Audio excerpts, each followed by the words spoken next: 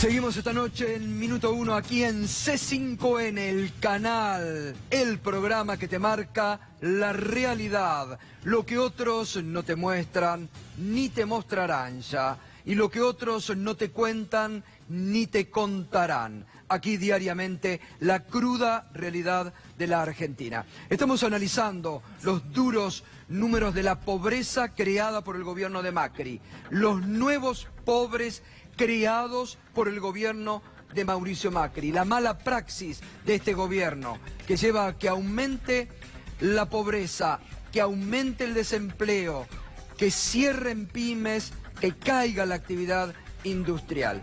Y fíjese lo que el propio Mauricio Macri, quedando preso de sus promesas electorales, que por supuesto no ha cumplido y que han sido la gran estafa electoral de Cambiemos.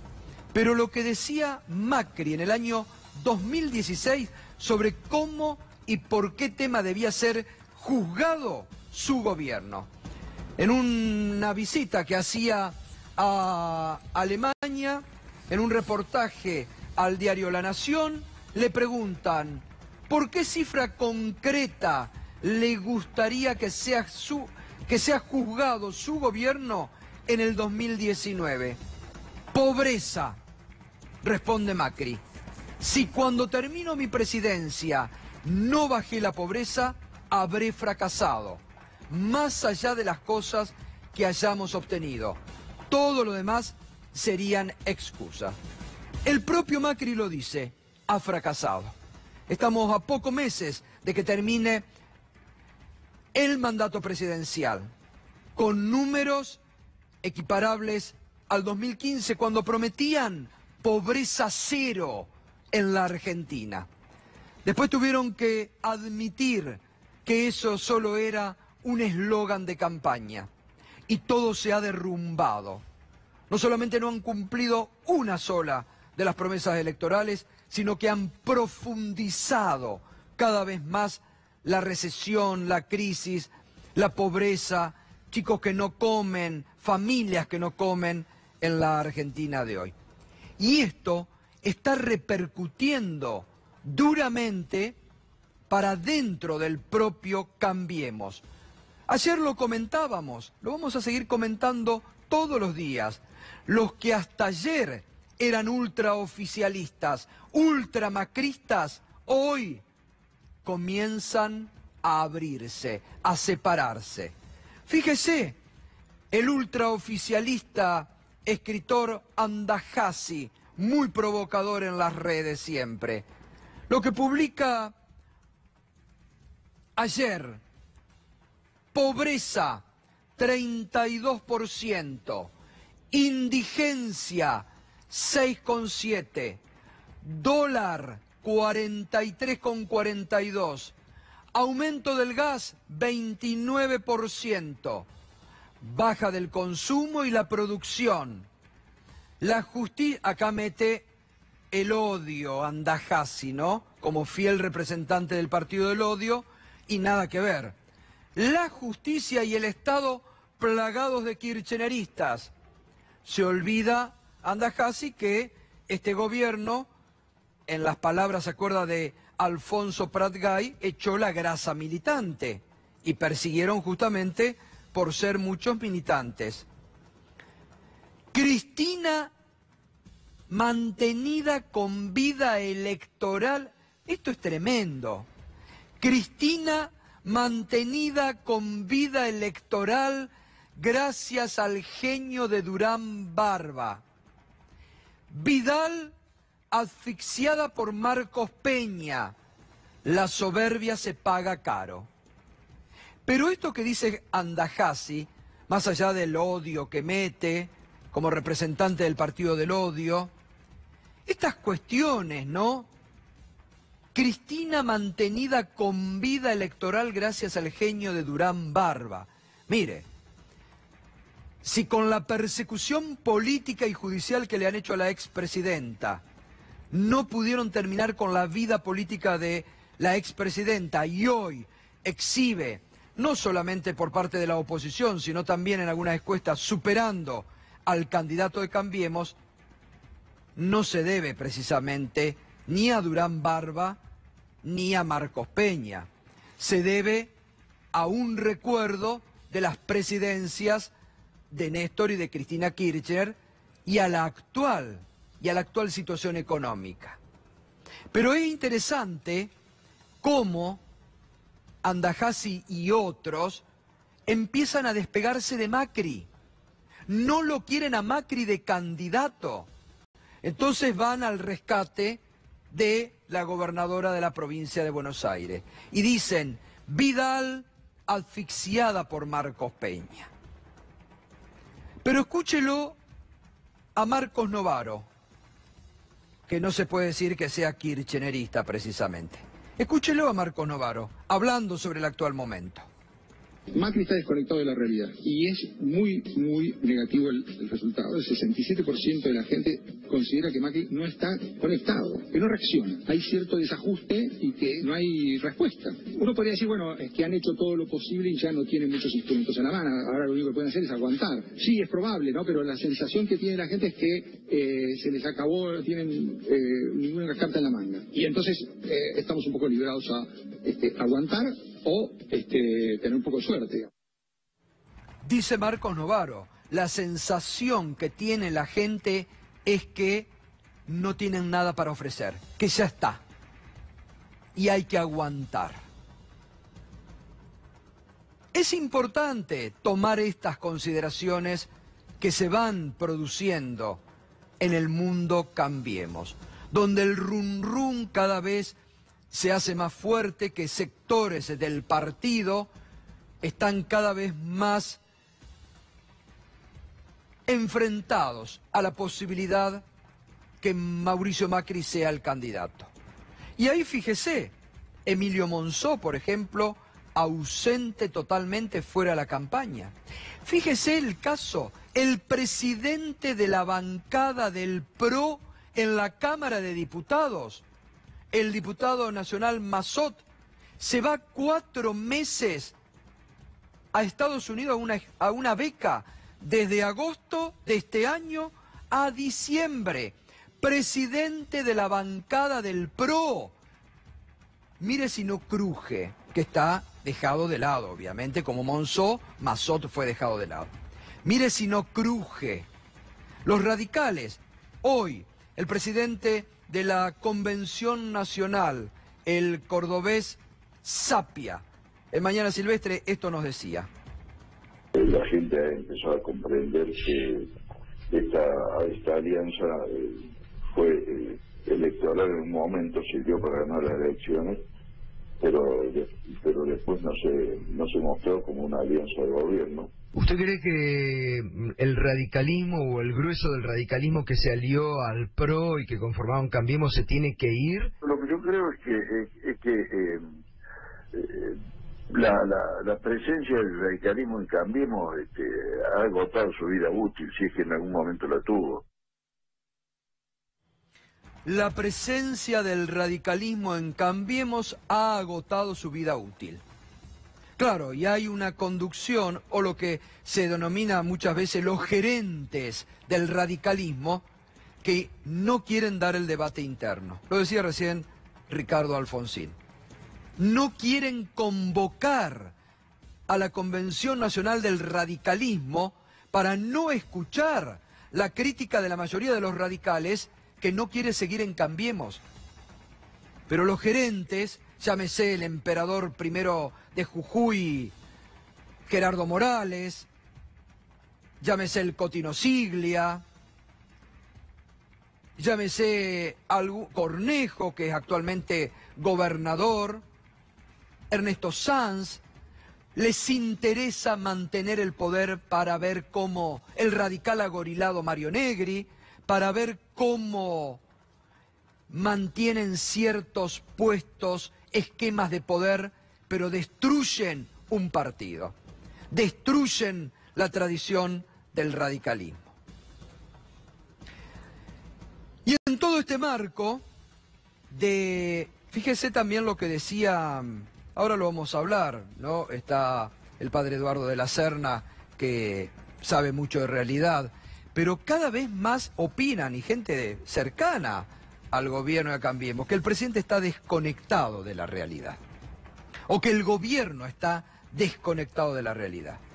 Y en todo este marasmo político, económico y social que vive la Argentina, el jefe de gabinete, Marcos Peña, a quien Andajasi le reprocha haber asfixiado a María Eugenia Vidal, sigue como si nada. Comienza a construir el relato reelección o el operativo seducción para el círculo rojo. ¿De qué se trata Fernando Alonso, que tiene este tema y que ha hecho la investigación para ponerle título, operativo seducción para el círculo rojo? Empezó el jefe de gabinete a mantener reuniones con empresarios y con ejecutivos de empresa y de los bancos para transmitirle lo que ellos creen que es la confianza en que van a ganar, y les dice que van a ganar en primera vuelta, algo que alguna vez comentamos acá en el gobierno. Hay una convicción muy grande, en la jefatura de gabinete hay una convicción muy grande de que van a ganar en primera vuelta. Les dice que la pobreza, la inflación que se está atravesando son las piedras naturales que hay en el camino, que en algún momento se van a tener que superar cuando se llegue al puerto, cuando se llegue al triunfo de este modelo económico.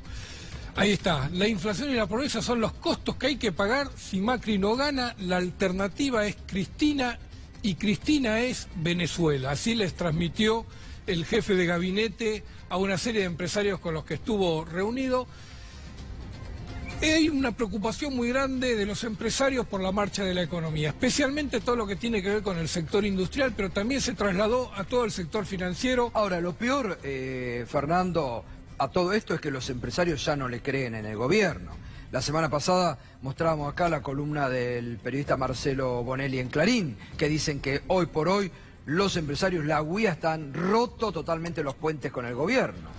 La UIA es la entidad que más rompió, la más distanciada del gobierno, pero todas las demás entidades cada vez se van alejando. Incluso hay preocupación en el sector financiero, que uno cree que es el sector que va a acompañar hasta las últimas consecuencias a este modelo. Hoy lo cuenta Alejandro Berkovich en la columna en BAE Negocios, como muchos ejecutivos, muchos directores de bancos le transmitieron al Banco Central la preocupación por la tasa de interés. Dice que están hipotecando al Banco Central y que va a ser muy difícil salir de esta tasa del 60% que están pasando. Hicieron una cuenta como si seguís con este ritmo, en el mejor de los casos a fin de año vas a tener una pérdida en dólares del 40%, es decir, el que te siguió vos va a ganar 40% en dólares y lo va a tener que pagar el Banco Central. Toda esta serie, todos estos miedos de los empresarios los registra Marcos Peña, y por eso empezó a tener estas reuniones donde le pide que acompañen, le pide paciencia, le dice que este es el modelo, que no hay otra posibilidad, que la salida es Cristina y Venezuela, y les dice también que no hay una tercera alternativa, que si alguien piensa que el modelo puede ser La Baña, el modelo puede venir por el peronismo federal, que lo olviden, que no hay ningún cambio, que Macri va a ser el candidato y va a ganar, y que la oposición va a ser Cristina y nadie más. Bien, vamos a seguir con estos capítulos, ¿eh? Volvemos al D'Alessio Gate, el tema que hoy más preocupa al poder político, mediático y judicial de la República Argentina. Te mostrábamos a la primera hora cómo ya hay 15 víctimas de la banda, 15 víctimas de la banda que han dado testimonios contundentes, con pruebas, contando el mecanismo de chantaje, extorsión y de recolección de dinero que tenían con periodistas, jueces y fiscales. Contundentes. Se presentó hoy ante la justicia, lo contó Irina, el prófugo de la AFI, el espía, el Rolo Barreiro, y quiere ser arrepentido. Tiene mucho para contar. Y hoy, otro testimonio ante el juez Ramos Padilla, contundente, que se suma a las denuncias en contra de la banda. Vamos a ver el nuevo testimonio, que nadie te lo va a contar. Se trata de Gabriel Garcés, es empresario, está investigado y fue presionado en la causa denominada de la mafia de los contenedores y señalado, según Gabriel Garcés, falsamente como socio de Gabriel Traficante. Recordemos que Gabriel Traficante fue el primer denunciante contra D'Alessio. En el año 2016 contó ante la justicia y denunció cómo D'Alessio lo apretaba con Santoro para involucrarlo a cambio de que le den $90.000. Denuncia que tiene el juez federal Luis Rodríguez. Denuncia donde el juez Luis Rodríguez, no lo decimos nosotros, cuenta en el momento en que hace la prisión preventiva para D'Alessio, cómo el periodismo, o cómo en este caso el periodista, también sumaba a ese esquema.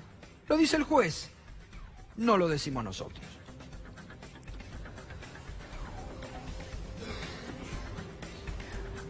La denuncia de Garcés dice que D'Alessio lo apretó y le pidió dinero para evitar involucrarlo en la mafia de los contenedores. Las amenazas incluían ser mencionado en medios de comunicación. El mismo modus operandi, Irina, con todos los casos que hemos venido viendo. Exactamente el mismo. Y aparecen después las menciones. Ahora, vamos a ver qué pasó cuando se niega este empresario a la extorsión.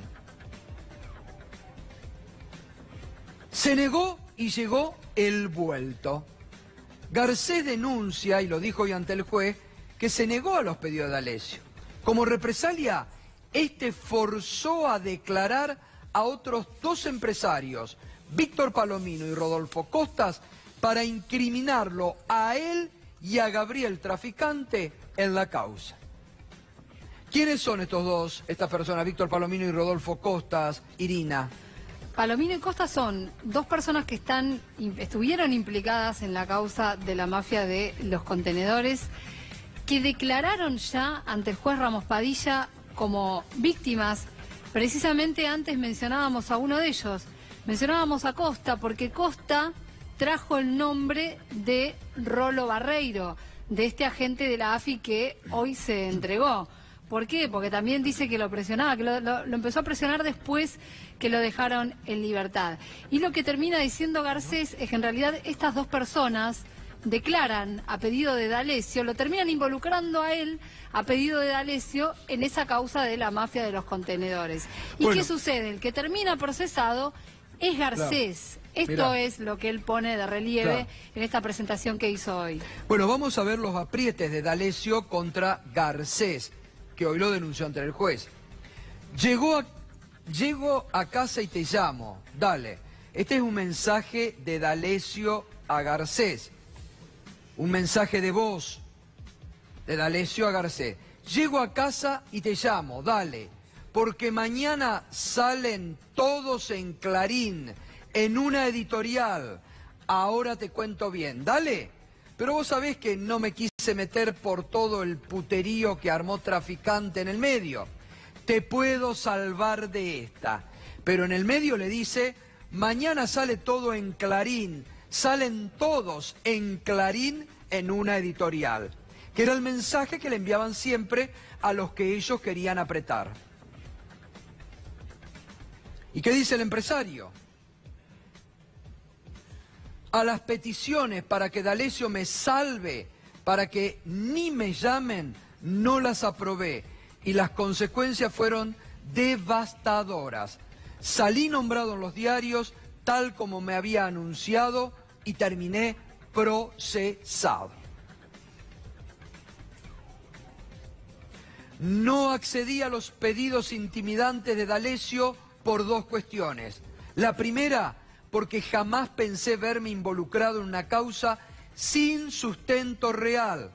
Siempre menosprecié su frase, lo que la justicia no tiene se inventa. Tremendo esto. Esto es tremendo. Esta es una frase que ya la escuchamos alguna vez en algún otro de los aprietes de D'Alessio. Esta y otras, ¿no? Como la típica, yo te puedo salvar de esta. Claro.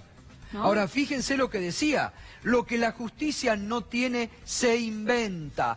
¿Cuánto de esto han inventado en estos últimos 3 años? ¿Cuánto se ha inventado? Por eso tienen miedo los oficialistas que presenten nulidades en la causa de las fotocopias. Sí, lo ha dicho Mariano Cunio Libarona, que les hacían seguir un libreto y el que no seguía el libreto iba preso, y el que decía el libreto quedaba en libertad. Por eso tienen miedo a las nulidades, porque no han hecho ni lo mínimo, que es filmar la declaración de los arrepentidos. D'Alessio, que tenía esta relación de promiscuidad con el fiscal en rebeldía Carlos Stornelli, según lo dice el juez federal Alejo Ramos Padilla, no yo, y por lo que hemos visto y escuchado en los audios, la familiaridad del trato, D'Alessio decía: lo que la justicia no tiene se inventa.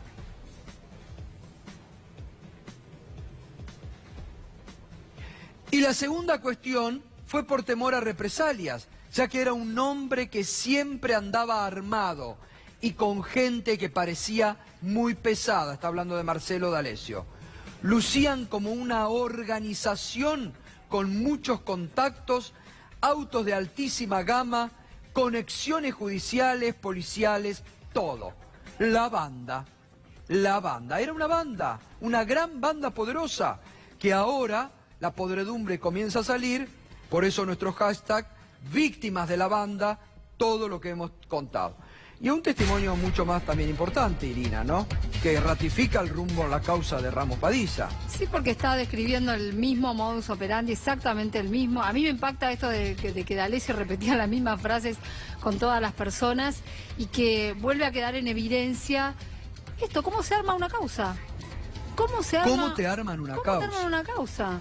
Bueno, lo conocemos en muchísimos otros casos también, ¿no? O sea, te puedo mencionar desde la causa, donde también fíjate vos que está vinculado el periodista Daniel Santoro, sobre las cuentas de Nilda Garré y de Máximo Kirchner, por mostrarte una causa armada, ¿no? Contó, no nos olvidemos de esto, porque está contado en un medio, Luis Barrionuevo, como con el Lascar, esperando el programa de Jorge Lanata, armaron toda la declaración del Lascar, que el Lascar después lo contó frente a un tribunal oral, que lo habían presionado, que lo habían tenido, no sé si secuestrado, porque él accedió, guardado, hasta que aparezca el programa de Jorge Lanata, funcional a todo este esquema con Luis Barrionuevo, para direccionar contra la expresidenta. Le habían advertido que si salía de ahí corría riesgo su vida. Es prácticamente tenerlo secuestrado, lo tenían secuestrado, exactamente. Y estas cosas, la buena justicia, ¿cuándo va a llegar el momento en que la Suprema Corte de Justicia de la Nación los agarre de los pelos y les diga basta? Porque les va el prestigio de toda la justicia, señores. Les va el prestigio de todos. Todos van a ser arrasados. Porque están arrasando la institucionalidad de una manera vergonzosa.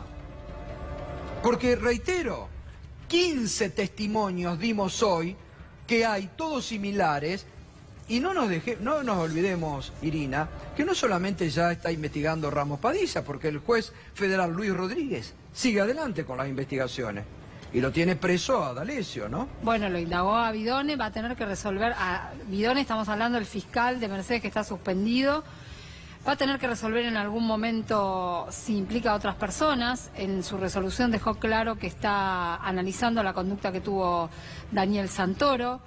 Esa causa también todavía está con cuestiones pendientes y va a tener que resolver la situación procesal de Vidone, particularmente. Bueno, está el doctor Boico, está el padre Eduardo de la Serna, está Agustín Datelis, ahora con ellos vamos a hablar de la realidad económica, pobreza y todo lo demás, y también de esta actualidad, Pero no nos dejamos de sorprender, doctor, ¿no? A ver, esta frase, lo que la justicia no tiene, ¿te lo arma?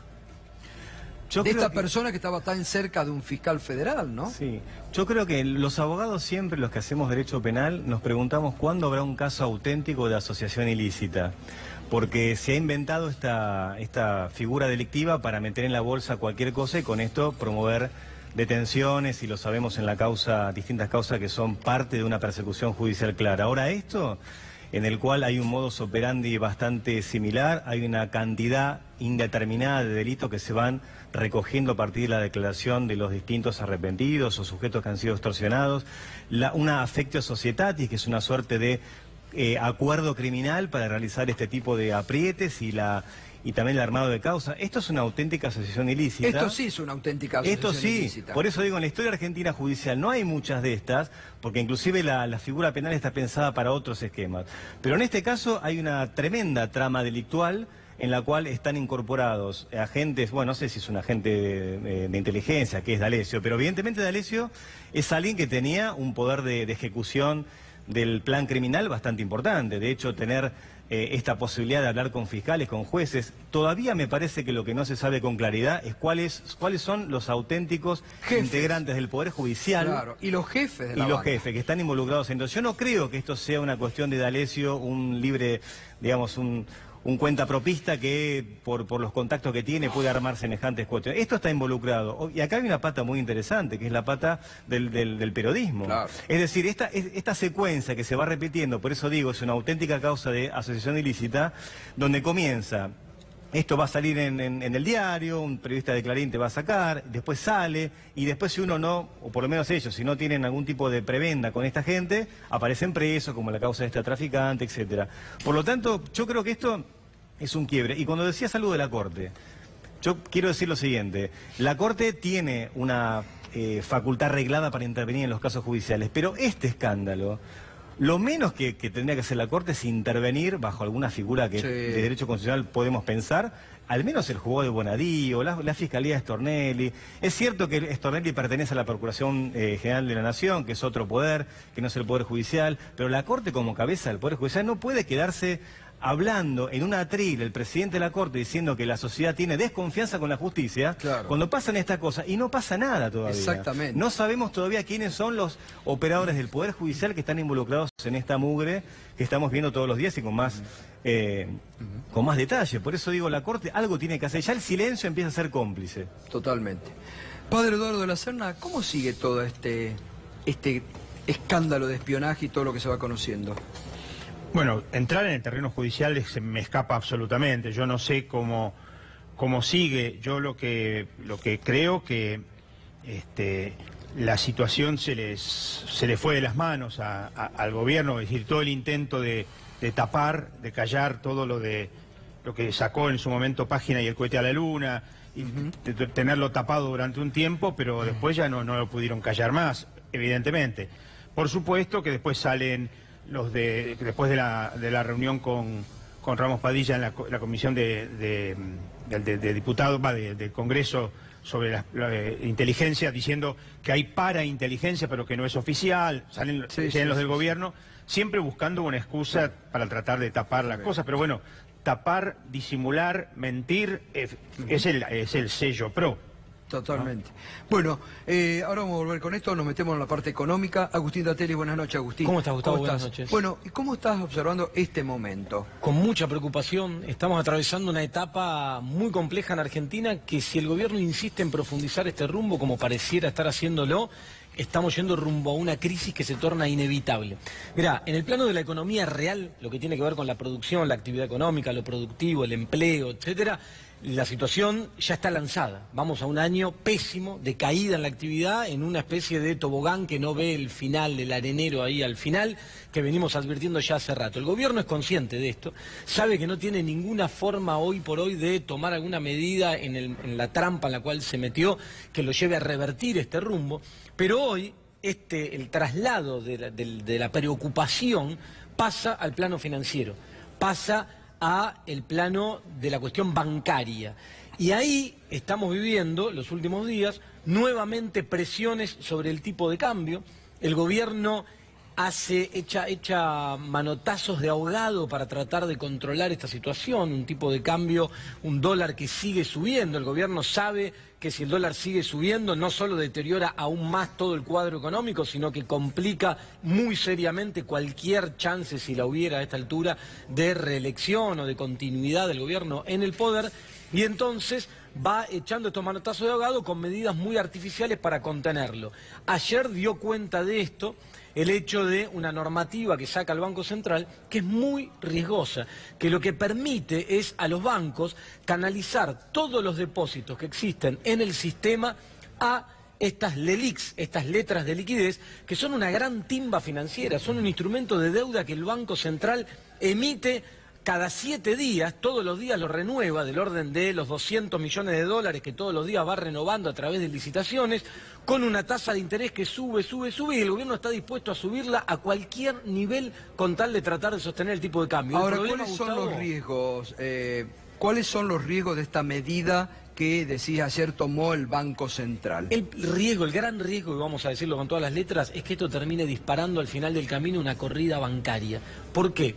Vos vas a un banco a hacer un depósito, vos te quedás tranquilo si el sistema financiero en un país, como en todo país normal, canaliza los depósitos hacia créditos, hacia la producción, genera crecimiento, genera empleo, toma los recaudos necesarios para recuperar el cobro de esos créditos y va haciendo su negocio en el medio. Ahora, si el sector financiero toma todos los depósitos de nosotros y los coloca en una timba como es esta de las LELIQ, que vence, como te decía recién, todos los días con una tasa creciente que es insostenible. Te doy un dato, ¿sabes cuál es el stock hoy de LELIQ? Supera por poco el billón de pesos. Ayer lo comentábamos acá. 973.000 millones de pesos estaba, El stock total de LELIQ supera el billón de pesos en este momento. Bueno, puede ser. Ahora, si vos tomás el stock de plazos fijos en el sistema, también supera el billón de pesos. Es decir, está todo completamente calzado. Y yo te doy una cuenta que se puede hacer. Si vos a ese billón de pesos lo renovás a una tasa del 70, hoy casi 69 cerró la tasa del LELIQ, pero que capitaliza cada 7 días, o sea que la tasa anual realmente es casi de 90%, solo de intereses en un año tendrías 2 billones de pesos. ¿Es sostenible esto? ¿Hasta dónde se puede ir girando con esta pelota? ¿Hasta dónde llega? No es sostenible. Entonces, si los depositantes perciben que su dinero está jugando una ruleta financiera que no es sostenible y empiezan a retirar los depósitos, ¿qué ocurre con el sistema? Están jugando con fuego. Si vos mirás la serie de crecimiento de plazos fijos, venía subiendo, se estancó. Pero eso que vos estás diciendo, muchos del oficialismo o periodistas del oficialismo hoy dicen que es terrorismo económico K. No, está bien, porque lo que te dicen es, si vos advertís o generás miedo de que va a haber una corrida, la corrida puede ocurrir. Esto es cierto, no hay que generar pánico. Si todos sabemos en cualquier sistema financiero del mundo que si todos vamos corriendo a buscar los depósitos mañana, ese dinero no está.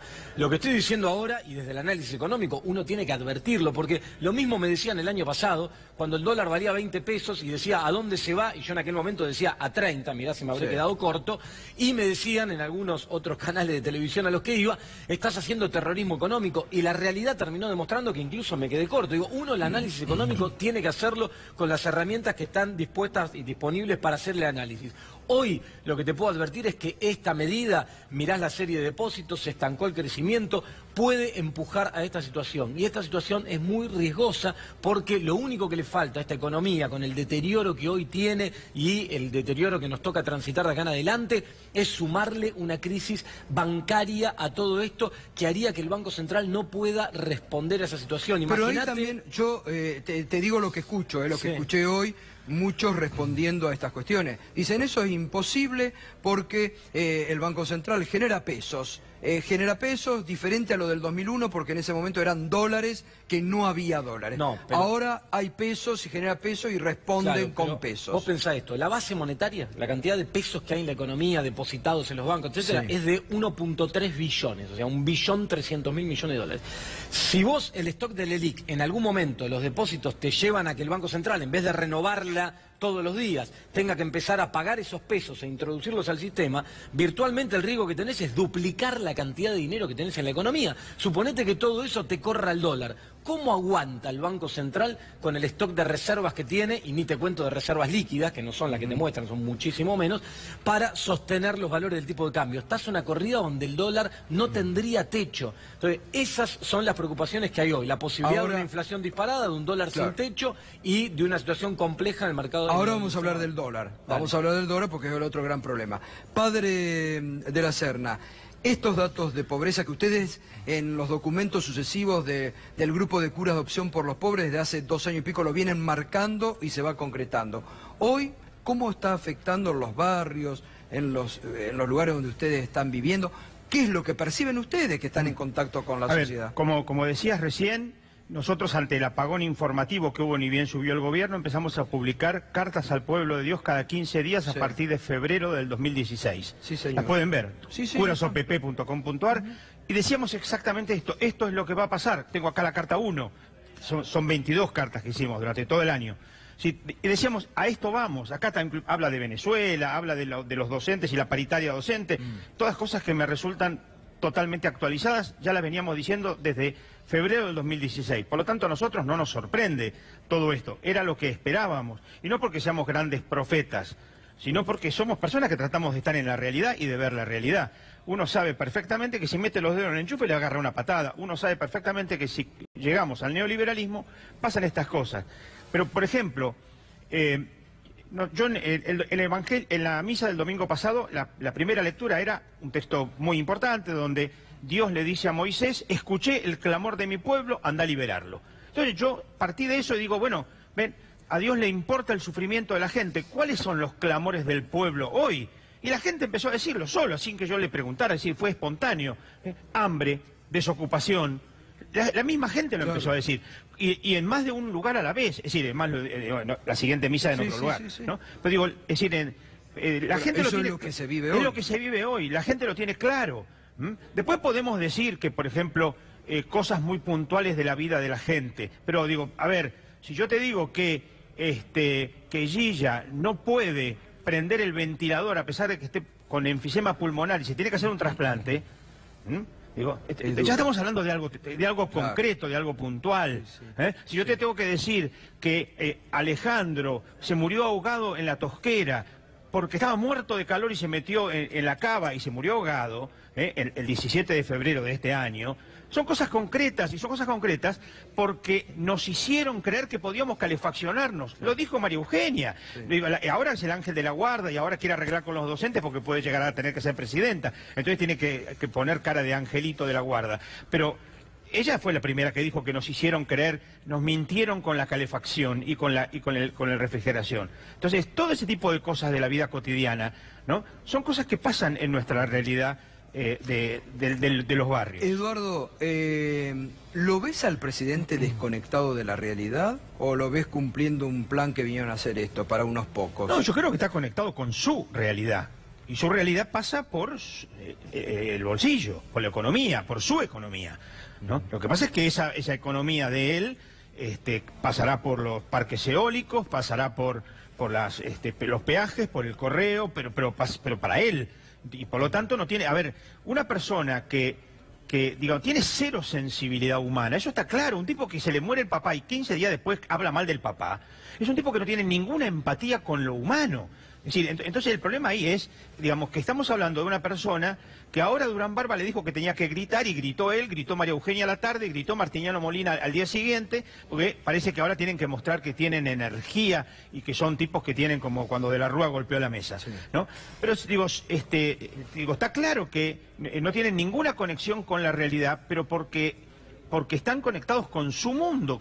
Ahora, ¿y cómo te suena? Porque ustedes lo viven todos los días, este clamor, y gente que no solamente te lo dice, sino que te va a golpear la puerta de la iglesia para pedirte seguramente un plato de comida o asistencia y todo lo demás. Cuando el presidente dice, aguanten, que vamos por el buen camino. A ver, si para formar emprendedores a algunas cooperativas les daban 42.000 pesos. Y entonces las cooperativas empezaron a infundar, pusieron las máquinas, que yo cuánto, y las máquinas quedaron paradas porque no le venden a nadie. Por ejemplo, guardapolvo. ¿A quién le van a comprar si antes lo compraba el Ministerio de Acción Social, que ahora Carolina Stanley, que creo que quiere ser candidata a gobernadora, si María Eugenia cruza, entonces tienen que parecer bueno. Pero las máquinas están ahí paradas. Entonces van los inspectores del Ministerio de Modernización y les dicen esta frase exactamente: ustedes tienen un problema feliz, porque tienen todo. Un problema feliz, porque tienen todo, no venden, no pueden vender ni nada. Y el otro problema es los que consiguieron los 42.000 pesos y se lo chuparon en energía, en pagar esto, en pagar lo otro, y ni siquiera compraron las máquinas. Ahora además tienen una deuda con el Estado. Digo, esas son las cosas que se ven en el día a día en los barrios. Esto estoy citando, no es de la zona sur, es de la zona oeste, y te puedo contar casos de Mendoza, de La Rioja. Es decir, digo, como grupo de curas estamos en contacto con... Entonces, digamos, está claro que, digamos, el problema no es que no tengan contacto con la realidad. A lo mejor puede ser, sí, que están tan acostumbrados a mentir que se terminaron creyendo su propio discurso. No saben hacer otra cosa que mentir, ¿no?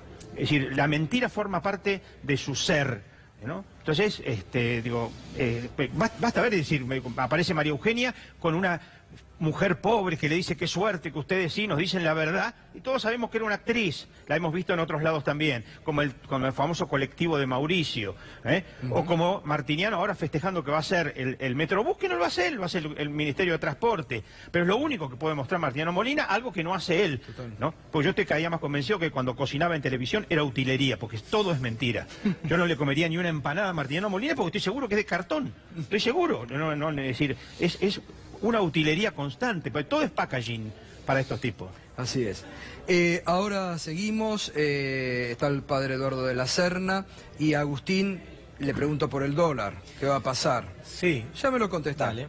Y vamos a cerrar con el doctor Boyko, con esto que ha coronado esta semana de desaguisados de la justicia con esta frase que les decía D'Alessio: lo que la justicia no tiene, la justicia inventa. En el mundo de esta banda que se dedicaba a extorsionar, a apretar, a sacar dinero, a armar causas judiciales. Ya volvemos.